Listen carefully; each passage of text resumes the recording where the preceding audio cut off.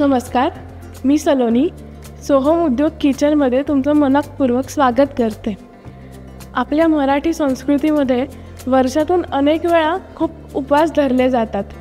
नेहमीचे मोठे उपवास तर असतातच, त्याशिवाय मार्गशीर्षातले, पौषातले असे वेगवेगळेही उपवास लोक धरतात। तर त्यासाठी कायम वेगळं काय खायचं हा एक सगळ्यांनाच प्रश्न पडलेला असतो। त्यासाठी सोहम उद्योग घेऊन आला आहे उपवासाचा डोसा इन्स्टंट प्रीमिक्स।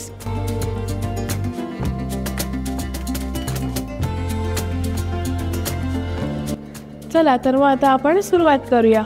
इथे मी घेत आहे सोहम उद्योगचं उपवास डोसा इन्स्टंट प्रीमिक्स। इथे मी अर्धी वाटी पीठ घेतलेलं आहे आणि त्याच्यात आता 1.5 वाटी पाणी घालूया। चवीनुसार मीठ घालूया। मी इथे छोटा अर्धा चमचा घालते आणि हे आता छान ढवळून घेऊया।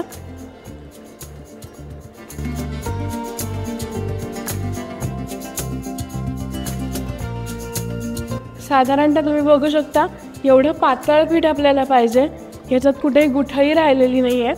आणि ह्याच्यात तुम्ही अजून एक ॲडिशन करू शकता।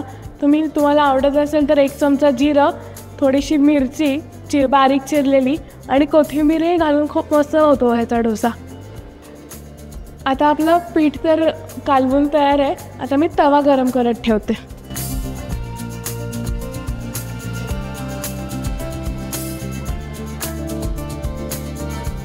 आता आपला तवा मस्तपैकी गरम झाला आहे, तर याला मी आधी थोडंसं तेल किंवा तूप लावून घेते आणि मग आपण याचा डोसा घालूया।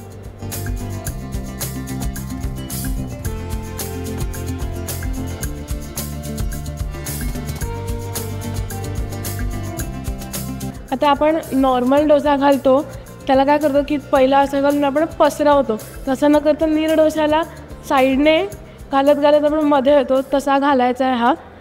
आणि छान कुरकुरीत होईस्तोवर तो भाजून घ्यायचा आहे।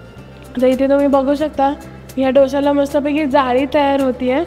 बाजूने तो थोडासा लालसर होत आला की समजायचं की हा डोसा होत आला, मग आपण तो साईडने सोडवू शकतो। तर हा साईडनं सुटल्यानंतर मी त्याला पलटी मारून घेतला की ह्या दोन्ही बाजूने आपण भाजून घेऊया। छान कुरकुरीत होईस्तोवर भाजून घ्यायचा आहे। आता आपला डोसा दोन्ही बाजूने मस्तपैकी तयार झालेला आहे भाजून। अतिशय पटकन आणि 10 मिनिटात होणारा असा हा पदार्थ आहे। सोहम उद्योगच्याच उपवास डोसा इन्स्टंट प्रीमिक्समध्ये आम्ही साबुदाणा, वरई, राजगिरा आणि शिंगाडा असे घटक वापरलेले आहेत। हे पीठ 100% नॅचरल, केमिकल फ्री आणि प्रिझर्वेटिव्ह फ्री आहे।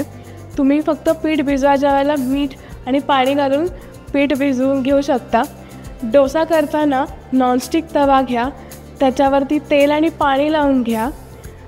पीठ बाहेरनं आतमध्ये घालत या, त्याच्यानंतर वरून पुन्हा तेल थोडंसं लावा। 2 ते 3 मिनटं तो नीट भाजून घ्या।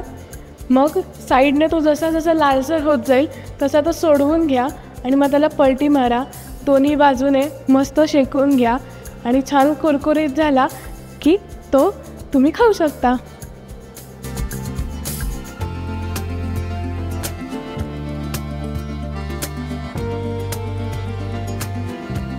कसा वाटला तुम्हाला आजचा एपिसोड हे मला कमेंट बॉक्समध्ये नक्की कळवा। तुम्हाला जर हे पीठ विकत घ्यायचं असेल तर ते तुम्ही आमच्या ऑफिशियल वेबसाईटवरती ऑर्डर करू शकता। मी ती लिंक डिस्क्रिप्शन बॉक्समध्ये देते। तुम्ही भारतात व भारताबाहेरही तुमच्या जवळच्या दुकानांमध्ये जाऊन घेऊ शकता। तसंच सोहम उद्योगच्या यूट्यूब चॅनलला नक्की लाईक, शेअर आणि सबस्क्राईब करायला विसरू नका। थँक्यू।